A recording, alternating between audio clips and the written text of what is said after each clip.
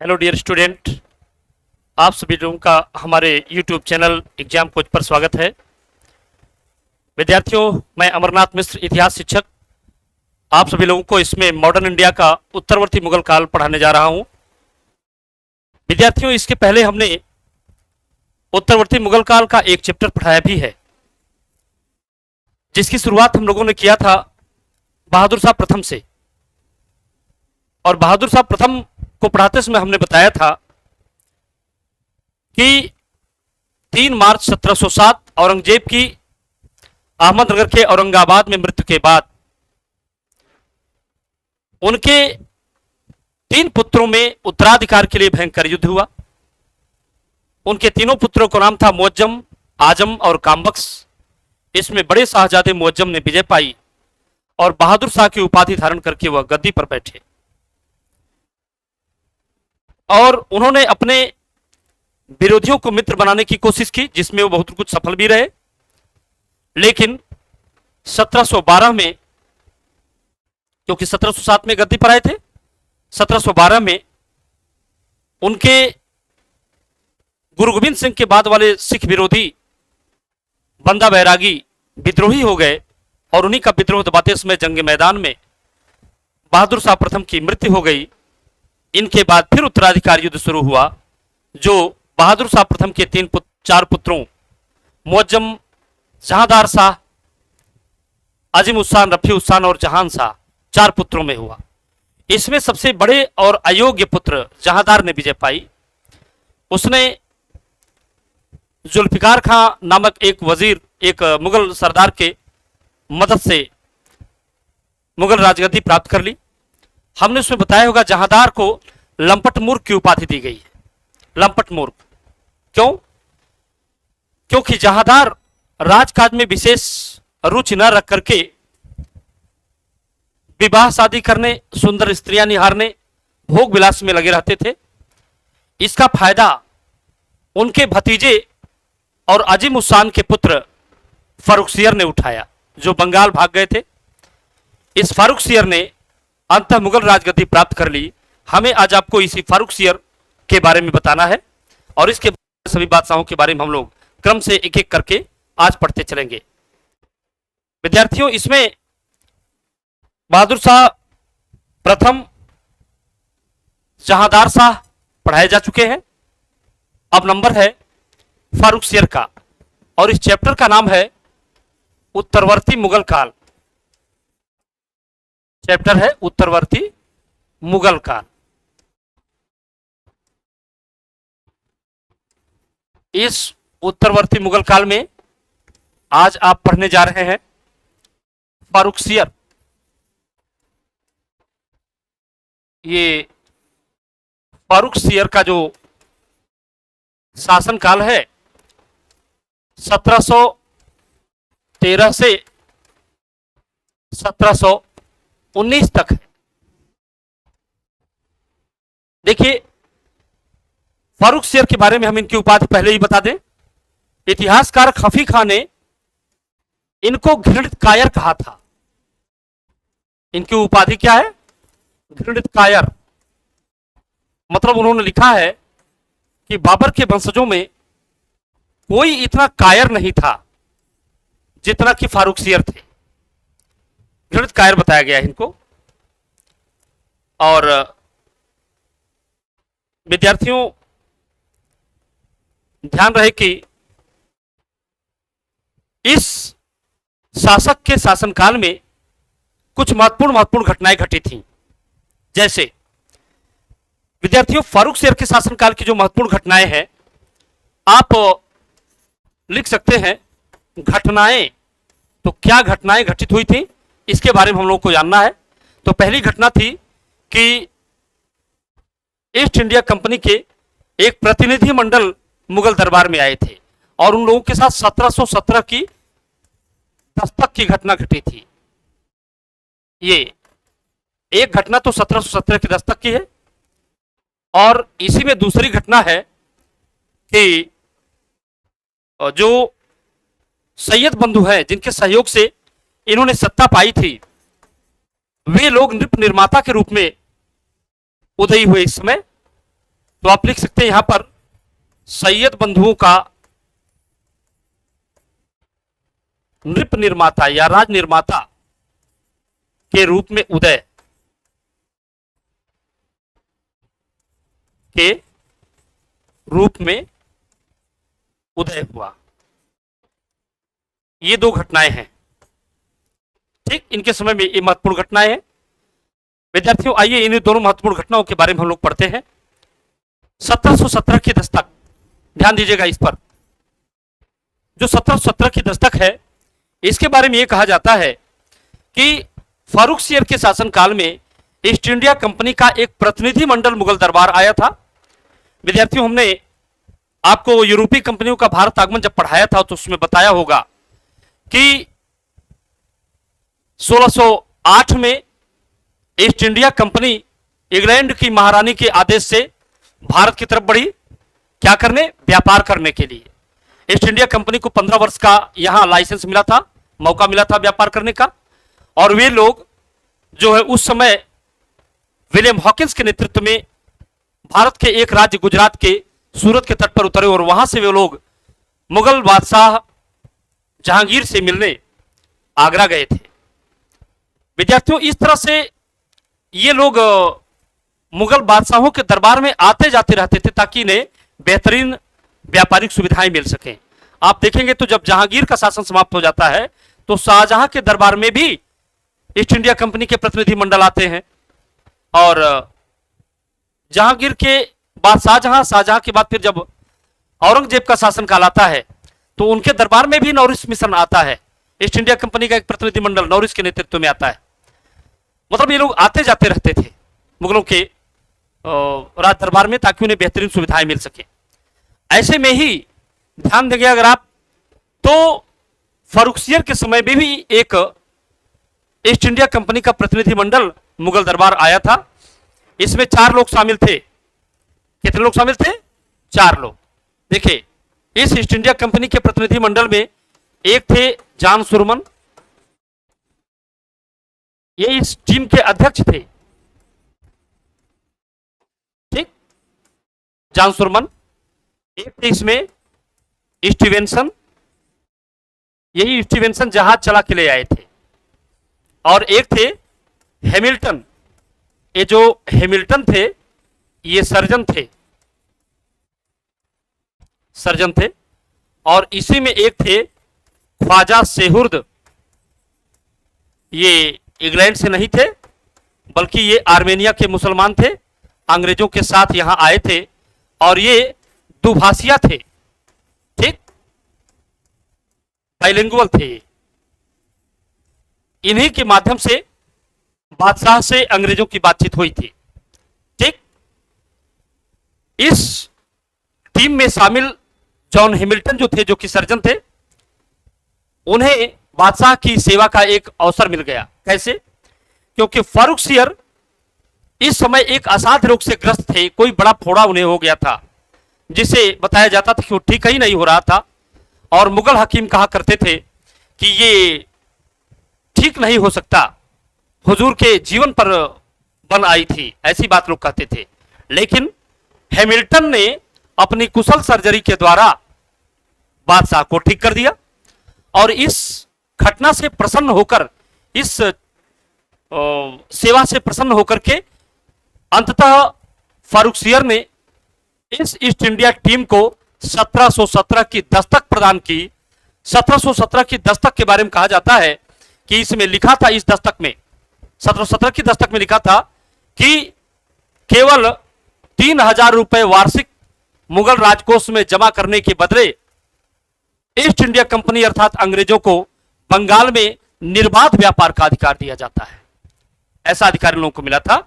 East India company के इतिहास में 1717 की दस्तक को मैग्ना कार्टा कहा जाता है। क्या? मैग्ना कार्टा, ठीक। ये मैग्ना कार्टा है 1717 की दस्तक। इसको क्या कहा गया है? इस 1717 की दस्तक को संयुक्त रूप से हम देखें तो कहा गया है मैग्ना कार्टा। ये अंग्रेजों के लिए मैग्ना कार्टा थी, ठीक, 1717 की दस्तक। और इसके द्वारा अंग्रेज 3,000 रुपए वार्षिक कर जमा करने के बदले बंगाल में निर्बाध व्यापार का अधिकार पा चुके थे। ठीक है, आइए देखिए, एक तो घटना यह हुई थी, यही 1717 दस्तक आखिरकार आगे चल करके अंग्रेजों द्वारा इसका दुरुपयोग किया जाने लगा। और दुरुपयोग कैसे किया जाता था? क्योंकि अंग्रेजों को बिना कोई कर चुकाए निर्बाध रूप से व्यापार का अधिकार था यहां, इसलिए अंग्रेज ईस्ट इंडिया कंपनी की तरफ से ही अपना दस्तक अन्य व्यापारियों को बेचते थे। और मान लीजिए किसी व्यापारी के ऊपर 1,000 रुपए का कर लगा है, तो अंग्रेज कहते थे मुझसे दस्तक ले लीजिए, कह दीजिए मैं ईस्ट इंडिया कंपनी में शामिल हूं, तो 500 रुपए ही मुझे दीजिए, आपको 500 फायदा हो जाएगा। तो 500 अंग्रेजों को फायदा, 500 व्यापारी को फायदा। बंगाल के नवाब तो कंगाल हो रहे थे। तो इस तरह दस्तक का दुरुपयोग होता था। इसी दस्तक के दुरुपयोग को रोकने की कोशिश जब बंगाल के नवाब सिराजुद्दौला ने की, तो अंततः ईस्ट इंडिया कंपनी के लोगों से उनकी लड़ाई हो गई। 1757 के प्लासी के युद्ध में अंत में वे हार गए। इस प्रकार बंगाल में अंग्रेजी राज्य की स्थापना ही हो गई। इसका कारण 1717 की दस्तक थी, दुर्गामी साबित हुई। विद्यार्थियों, एक तो यह हो गया 1717 की दस्तक। आइए देखिए सैयद बंधुओं ने किस तरह नृप निर्माता के रूप में अपने आप को स्थापित कर लिया। विद्यार्थियों, जिस समय जहांदार शाह शासक थे, उस समय फारूक सियर ने हिंदुस्तानी गुट के अमीरों से साठगांठ की थी। और हिंदुस्तानी गुट के अमीरों के प्रमुख थे सैयद बंधु अब्दुल्ला खां सैयद और हुसैन अली खां सैयद। इनकी मदद से फारूक सियर ने मुगल राजमहल पर हमला किया था और जहांदार शाह को कत्ल कर मौत के घाट उतार दिया था। उनकी रखेली के साथ साथ उनको मार दिया था। जब फारूक सियर बादशाह बन गए, तो उन्होंने सैयद बंधुओं को, उनमें से बड़े भाई अब्दुल्ला खां को अपना वजीर बना लिया और हुसैन अली खां को मीर बख्शी यानी सेना मंत्री बना दिया। दोनों भाई बड़े बड़े पद पा गए, इसलिए बड़े बड़े काम भी करने लगे। फारूक सियर की तरफ से पूरी सत्ता संभालने लगे। मुगल इतिहास में बताया जाता है, यह पहला ऐसा मर्तबा था, यह पहला ऐसा अवसर था जब किसी मुगल सरदार ने शहंशाह पर या बादशाह पर इस कदर अधिकार कर लिया हो कि वो कठपुतली मात्र रह गए हों। और मुगल इतिहास में ऐसा भी घटित हुआ कि बताया जाता है कि अंततः एक बार अत्यधिक मतभेद हो जाने के कारण सैयद बंधुओं ने फारूक सियर का 1719 में कत्ल कर दिया, उनको मार डाला। ये मुगल इतिहास की ये बड़ी घटना है कि जब मुगल सरदार ने ही मुगल बादशाह का कत्ल कर दिया, ऐसी पहली घटना थी। विद्यार्थियों, हम इसमें आपको बताना चाहेंगे कि इन सैयद बंधुओं ने स्वयं को नृप निर्माता के रूप में किस तरह स्थापित कर लिया। क्योंकि देखिए, शुरुआत में फारूक सियर को इन लोगों ने खुद बादशाह बनाया था, और जब फारूक सियर की मृत्यु हो गई, तो फारूक सियर के बाद अगले 5 मुगल शाहजादों को इन लोगों ने बादशाह बनाया। जैसे फारूक सियर के बाद जो अगले बादशाह हुए, वे हुए रफीउद्दर्जात, फिर हुए रफीउद्दौला। रफीउद्दौला को शाहजहां द्वितीय भी कहा गया है।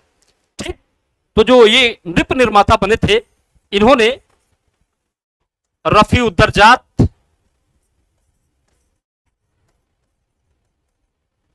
ठीक, रफीउद्दौला,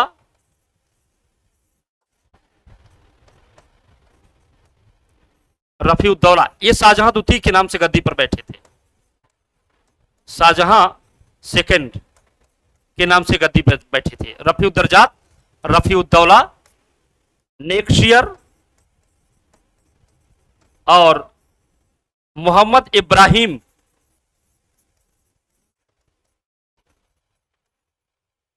देख रहे हैं। और इसके बाद फिर इन लोगों ने रोशन अख्तर को गद्दी पर बिठाया। ये जो रोशन अख्तर थे,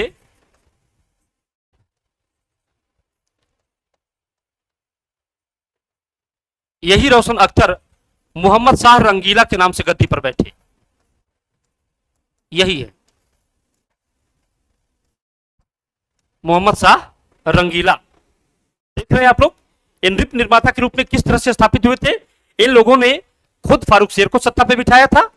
उसके बाद देखें, रफीउद्दर्जात, रफीउद्दौला और शाहजहां द्वितीय, नेक्शियर, मोहम्मद इब्राहिम, रोशन अख्तर, इतने लोगों ने सत्ता में स्थापित किया था, मुगल बादशाह बनाया था। यानी विद्यार्थियों, आप कह सकते हैं इन लोगों के बारे में कि जिसके सर पर हाथ रख दिया वो बादशाह बन गया।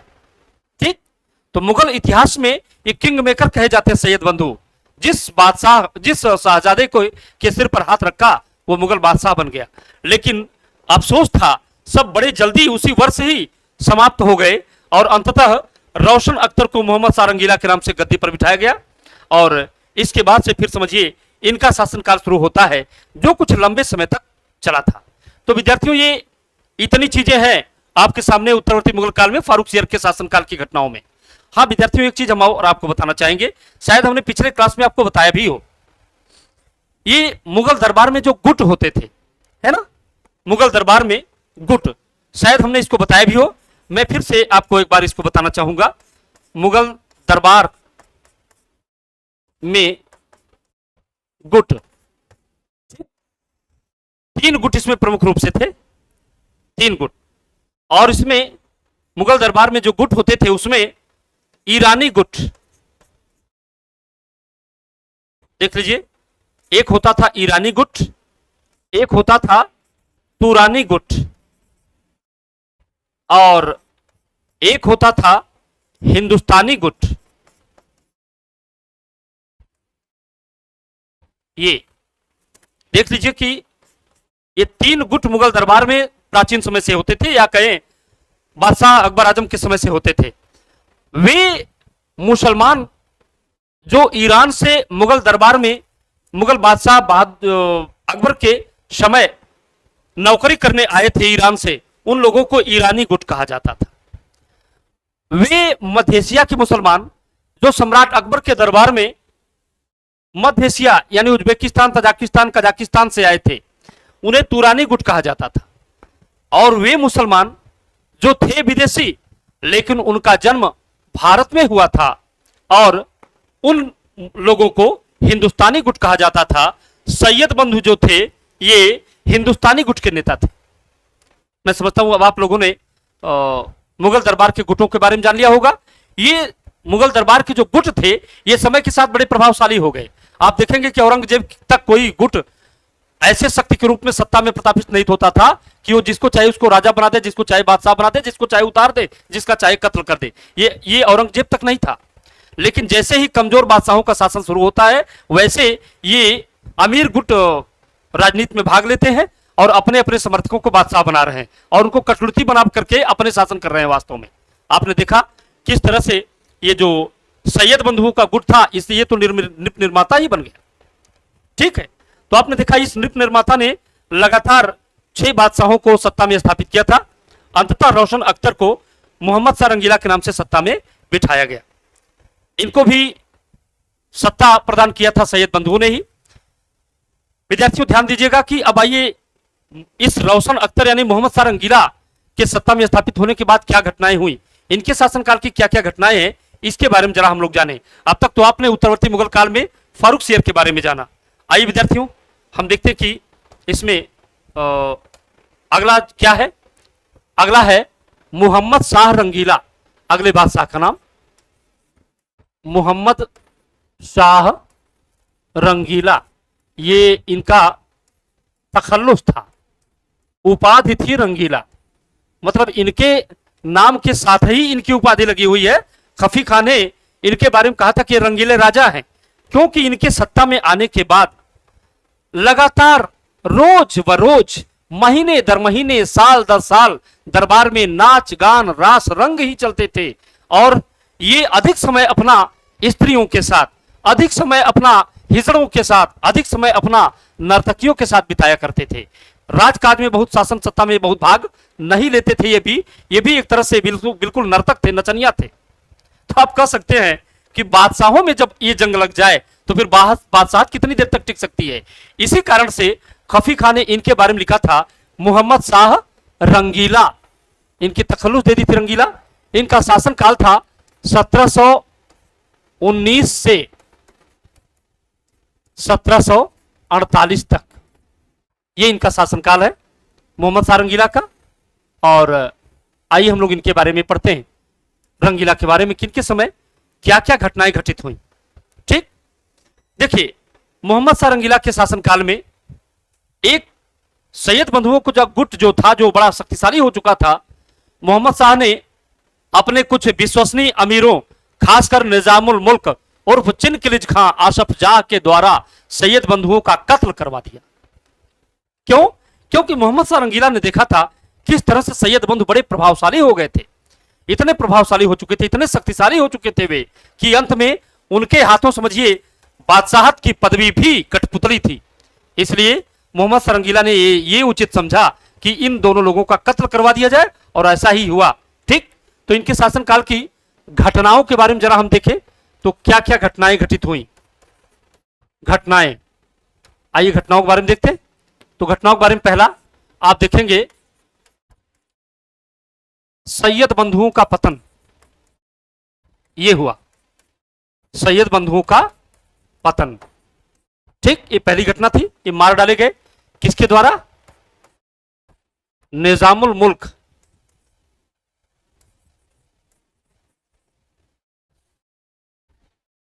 के द्वारा कत्ल। इनके समय में सैयद बंधुओं का पतन हो गया।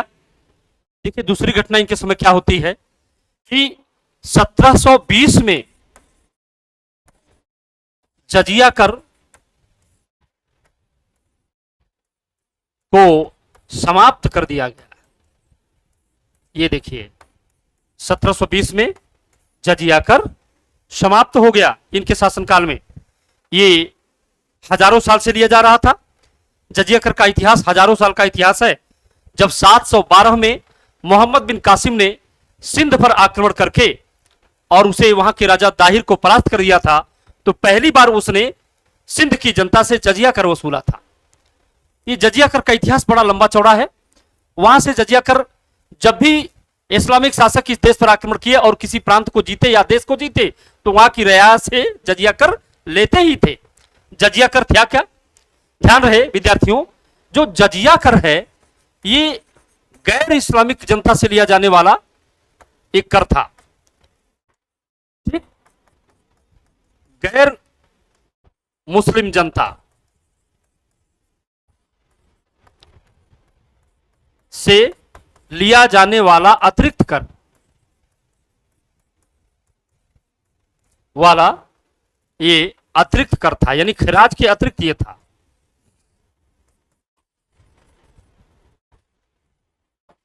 ठीक, सबसे पहले मोहम्मद बिन कासिम ने लिया था। फिर जब विधिवत यहां सल्तनत स्थापित हो गई तो इल्तुतमिश के राज दरबार में भी इस पर चर्चा हुई थी, और निजामुल मुल्क जुनैदी ने कहा था कि जजिया लेकर के जनता से इससे ज्यादा कोई विरोध मत पालिए, अन्यथा गड़बड़ हो जाएगा। आगे चलकर आप देखते हैं फिरोज शाह तुगलक के समय में ये ब्राह्मणों पर भी लगाई गई। पहले ब्राह्मणों पर ये नहीं लगती थी। इनके बाद देखेंगे तो फिर आगे चलकर के ये जजिया कर जो लिया जाता रहा, उसके साथ साथ जब मुगल बादशाहत स्थापित हो गई तो अकबर के समय 1564 में इसे समाप्त कर दिया गया। लेकिन 1564 में समाप्त हुई जजिया कर 1679 में औरंगजेब के द्वारा फिर से लगाई गई, और ये जजिया कर इसी तरह चलता रहा। अंततः इसे 1720 में समाप्त कर दिया गया। किसके शासनकाल में? मोहम्मद शाह रंगीला के शासनकाल में। तो आप देखेंगे विद्यार्थियों कि लगभग 1000 वर्ष तक ये जजिया कर इस देश में लिया गया। 1000 साल तक जजिया कर लेते रहे लोग, और देश में इस तरह समस्या बनी रही। इस जजिया कर को समाप्त करने के बाद जो इसके बाद वाली घटना है, महत्वपूर्ण घटना, वो है इसी समय, क्योंकि राष्ट्ररंग में हमेशा मस्त रहने वाले ये बादशाह थे, इसलिए इनके समय और भी घटना घटित हुई, और वो था मुगल साम्राज्य का विघटन। मुगल साम्राज्य का विघटन हो गया इन्हीं के समय। ठीक, और अलग होने वाले राज्यों में अवध सबसे पहले था। अलग होने वालों में अवध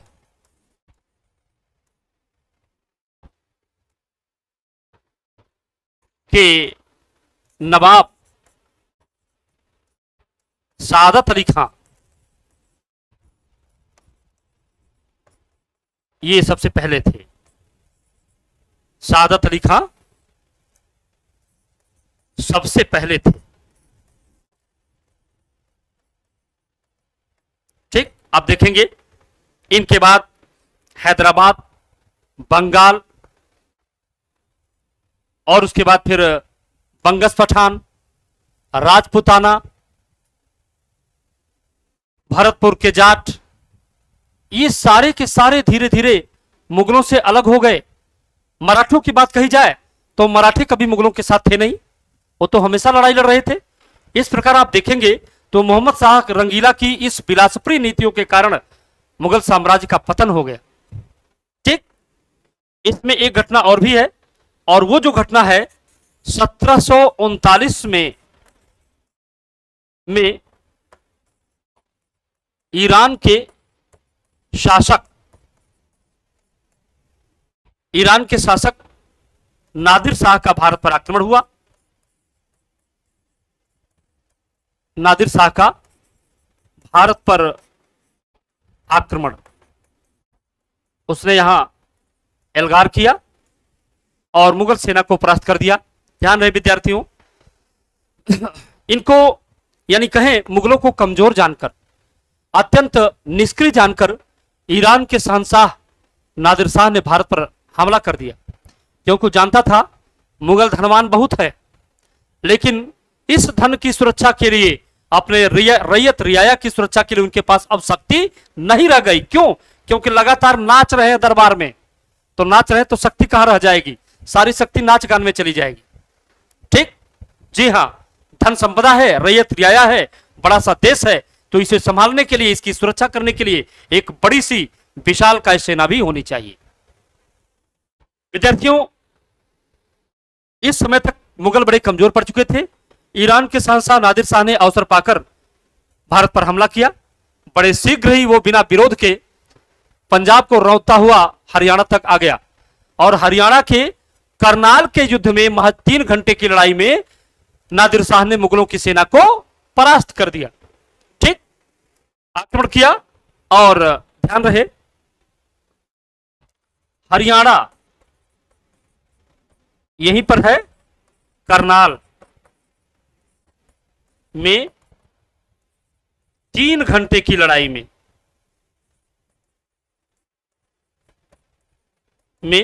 मुगलों को हरा दिया। ये देखिए, महज 3 घंटे की लड़ाई में मुगल परास्त हो गए। जिनकी सत्ता का कोई सानी नहीं था, वो महज 3 घंटे में हार गए।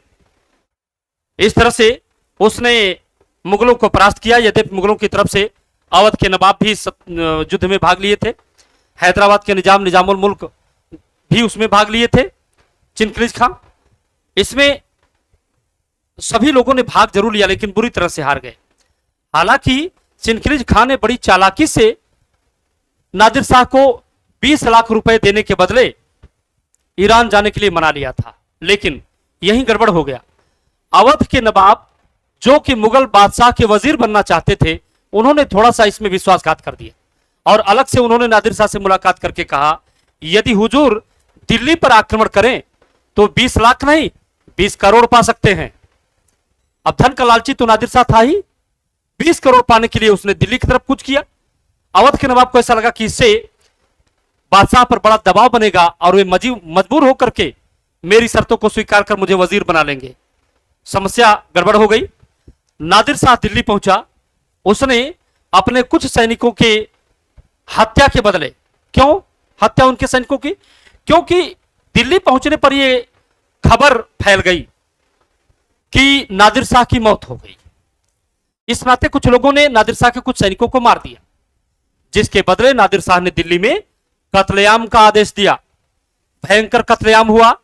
कुछ ही समय में 20,000 से अधिक स्त्री, पुरुष, बच्चे, वृद्ध मौत के घाट उतार दिए गए। कहा जाता है यह दृश्य मोहम्मद शाह रंगीला देख नहीं पाए, घुटने टेक कर उन्होंने नादिर शाह के पांव पकड़ लिए और यह कहकर कि शाह बाबा, मेरी रैयत, मेरी रियाया को मेरे सामने मत मारिए, आखिर मैं बादशाह हूं, यह मैं देख नहीं पाऊंगा हुजूर, बल्कि इसके बदले मेरा सर कलम कर दें, यह चलेगा, न रहूंगा न ये देखूंगा, लेकिन मेरे सामने रियाया रैयत को मत मारिए।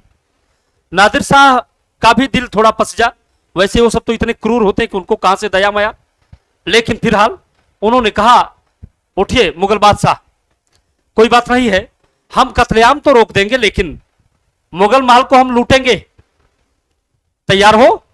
उन्होंने कहा सारी तिजोरी खोल दे रहा हूं हुजूर, जाकर के लूट लीजिए। इस घटना के बाद मुगल राजमहल की लूट की गई। नादिर शाह के सैनिकों ने मुगल बेगमों, मुगल राजकोष, मुगल राजमहल से करोड़ों रुपए के हीरे जवाहरात लूटे, करोड़ों रुपए के हीरे जवाहरात लूटे। इतना ही नहीं बल्कि इस करोड़ों रुपए के हीरे जवाहरात में उसने संगीत विद्या की एक पुस्तक भी लूटी, प्राप्त की।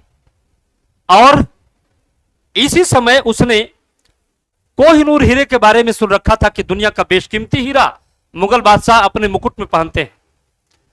लेकिन जब कहीं उसने नहीं पाया तो मुगल बादशाह से उसने कहा, बादशाह आजम, अब हम ईरान जा रहे हैं तो क्यों ना हम लोग अपनी मोहब्बत में पगड़ी बदल लें। इसी पगड़ी में मुगल बादशाह ने कोहिनूर हीरा रखा था। अनमने मन से जैसे ही पगड़ी उतारी और कोहिनूर हीरा नीचे आ गिरा। ध्यान रहे विद्यार्थियों, इस समय तक इस हीरे का नाम अद्भुत माणिक्य था, कोहिनूर नहीं था। क्या था? अद्भुत माणिक्य। किसी जमाने में अलाउद्दीन खिलजी के दक्षिण विजय अभियान के सेनापति मलिक काफूर को वारंगल के राजा प्रताप रुद्रदेव, काकतीय वंशी राजा ने यही कोहिनूर हीरा अपनी पराजय के बाद मलिक काफूर को दिया था कि इसे अलाउद्दीन खिलजी को दे दीजिएगा। और यहां से यह सुल्तानों के पास, बादशाहों के पास होता चला आया। और लंबे समय के बाद, बहुत लंबे समय के बाद, सैकड़ों सालों के बाद ये मुगलों के हाथों से आखिरकार नादिर शाह के हाथ चला गया। इसी हीरे को पहली बार नाम दिया था नादिर शाह ने कोह ए नूर। कोह ए नूर का मतलब होता है, कोह का फारसी शब्द होता है कोह मने पहाड़ और नूर मने लाइट, प्रकाश, रोशनी। कोह ए नूर मतलब उस चिल्ला उठा के अरे रोशनी का पहाड़, इतना सुंदर हीरा। उसने हीरे को आराम से अपने पास रख लिया और उसके बाद फिर वो लेकर के यहां से ईरान चला गया। एक चीज और भी यहां से रह गया, शाहजहां द्वारा मुगल राजगद्दी, मुगल राज सिंहासन के रूप में बनवाया गया तख्त ए ताउश भी वो अपने साथ ले गया। इस प्रकार प्रश्न भी उठता है और प्रश्न क्या दिया जाता है परीक्षाओं में कि तख्त ए ताउश पर बैठने वाला अंतिम बादशाह कौन था? तो मोहम्मद शाह रंगीला। तो आप यहां कह सकते हैं कि इस समय जो नादिर शाह ने मुगल महल की लूट में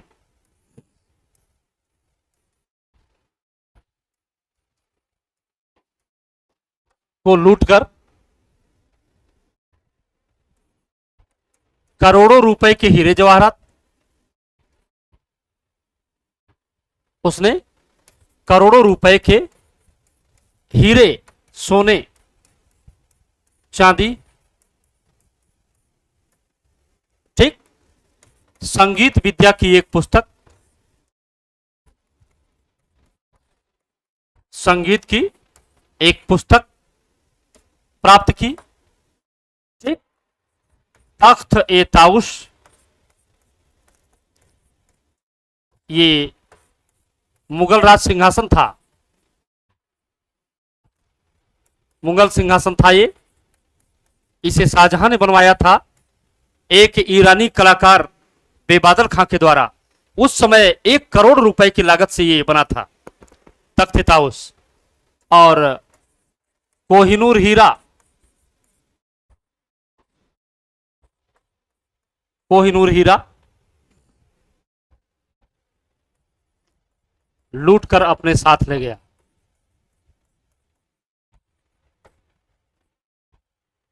ईरान ले गया।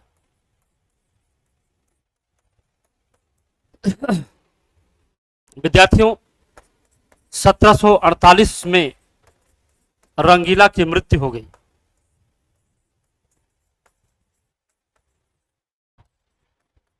ये आपके सामने मोहम्मद शाह रंगीला का शासनकाल है, जिसे आपने देखा। क्या क्या महत्वपूर्ण चीजें इस समय हुई, आपने इसके बारे में जाना। विद्यार्थी जी, आप लोग इसमें थोड़ा परीक्षोपयोगी जो चीजें पा रहे हैं, इसमें एक और भी बादशाह के बारे में जान लें। बड़ा थोड़ा सा उनका कार्यकाल है। और मोहम्मद शाह रंगीला के एक पुत्र होते थे, अहमद शाह, क्योंकि मोहम्मद शाह रंगीला ने दिल्ली की एक नर्तकी से विवाह कर लिया था, उसी से पैदा हुए थे। मोहम्मद शाह के पुत्र थे अहमद शाह। तो मोहम्मद शाह की मृत्यु के बाद जो अगले शासक हुए उनका नाम था अहमद शाह। इनका शासनकाल 1748 से 1754 तक, 1748-1754 ये इनका शासनकाल है। ठीक, इस अहमद शाह के समय जो घटनाएं घटती हैं उसमें एक इनकी राजमाता ऊधम बाई, जिन्हें बिलाए कौम कहा जाता था, बिलाए आलम है ना, उनका शासन सत्ता पे बड़ा प्रभाव था। ठीक, राजमाता ऊधम बाई,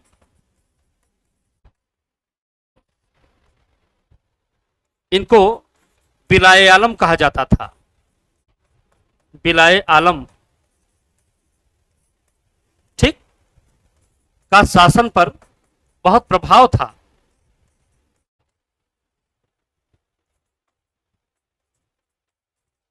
अधिक प्रभाव था। ठीक, बिलाए आलम, राजमाता ऊधम बाई, इनका शासन पे बड़ा प्रभाव था। और आप ये भी कहेंगे कि इनके समय सफदरजंग, जो अवध के नवाब हुआ करते थे, वो वजीर बनाए गए। इन्हीं के समय सफदरजंग वजीर बनाए गए थे मुगल बादशाहों के। और इनके समय की जो बड़ी घटना है वो ये है कि अफगानिस्तान के शासक, जो कभी नादिर शाह का गुलाम हुआ करता था, अफगान शासक अहमद शाह अब्दाली, अहमद शाह अब्दाली ने भारत पर 5 आक्रमण किए। भारत पर 5 बार आक्रमण किया।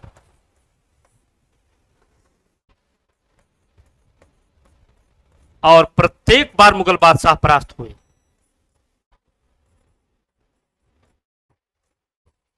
प्रत्येक बार मुगल बादशाह परास्त हुए।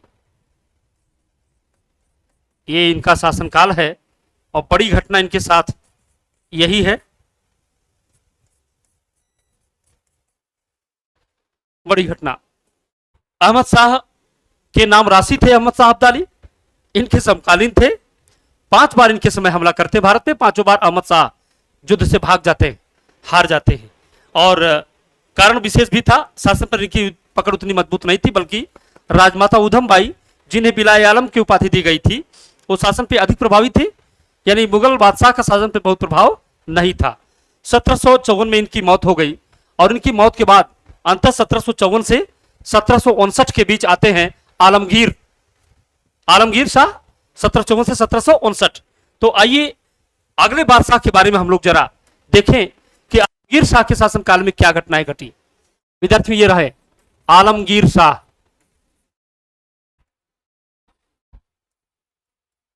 ये शासनकाल है 1754 से 1759 तक, ये शासनकाल है इनका। 1754-1759। देखिए विद्यार्थियों, इनके शासनकाल में बहुत घटना नहीं घटित हुई, लेकिन जो घटित हुआ वो बहुत ज्यादा दूरगामी हुआ। यूं कहिए कि भारतीय इतिहास का टर्निंग पॉइंट घटित हुआ। जैसे 1192 की घटना, मोहम्मद गोरी की पृथ्वीराज पर विजय जो थी, वो युगांतरकारी घटना थी, टर्निंग पॉइंट थी वो। उसी तरह से इस आलमगीर शाह के समय जो घटना घटित हुई, प्लासी की युद्ध, वो वास्तव में युगांतरकारी घटना थी। क्योंकि उधर हिंदू राजाओं का शासन खत्म हुआ 1192 में, और इस्लामिक शासक सल्तनत के रूप में भारत में उदयमान हुए और पूरे देश को गुलाम बनाया, लूटे पिटे, कत्लेआम किए और यहां अपनी शासन सत्ता स्थापित की। इसी तरह से लंबे समय बाद, यानी 1192 के बाद 1757 में प्लासी का युद्ध हुआ, वही भी युगांतरकारी घटना थी। इस्लामिक शासकों का वर्चस्व समाप्त हुआ, अंग्रेजों ने पूरे देश पर अधिकार कर लिया। युगांतरकारी घटना घटित हुई आलमगीर के समय में। ठीक, आप देखें 1754, 1759, इसमें आता है 1757। सॉरी, यहां इसे मिटाना उचित होगा।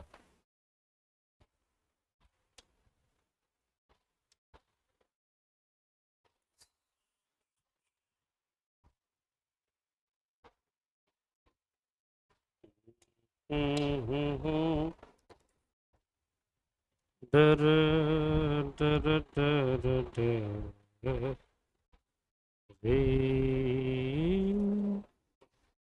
1700 सर, 1 मिनट, 1 मिनट सर।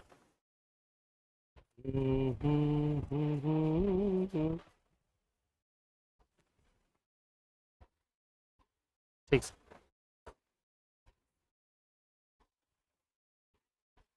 फिर से, अच्छा ये कहाँ, ये अब सही। चलिए मैं भी इसकी जानकारी ले ले रहा हूँ पूरा। 1757, 1757 का प्लासी का युद्ध, ये बड़ी घटना थी इनके शासनकाल की। प्लासी का युद्ध, प्लासी का युद्ध लड़ा गया, ठीक। क्योंकि आपको बंगाल के नवाब और अंग्रेजों के लिए जब हम बताएंगे तो ये पूरी घटना इसमें बताई जाएगी, यहां आप संकेत मात्र में इसको जान रहे हैं। 1757 का प्लासी का युद्ध एक युगांतरकारी घटना थी, उसी तरह से जैसे 1192 का तराइन का युद्ध, दूसरा युद्ध जो था, उसी तरह यह भी था।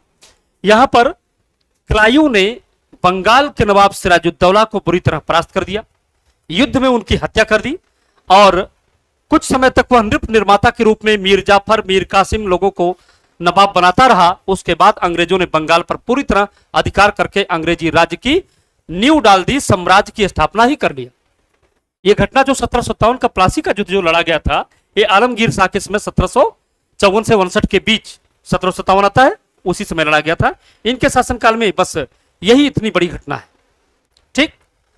1759 में आलमगीर शाह की मृत्यु के बाद अगले शासक आते हैं शाह आलम। और शाह आलम के समय कौन कौन सी घटनाएं घटित हुई, शाह आलम के बाद कौन कौन से शासक सत्ता में आए, और मुगलों का फिर क्या हुआ, यह हम आपको नेक्स्ट वीडियो में पढ़ाएंगे। इसमें बस इतना ही विद्यार्थियों। Thank you class.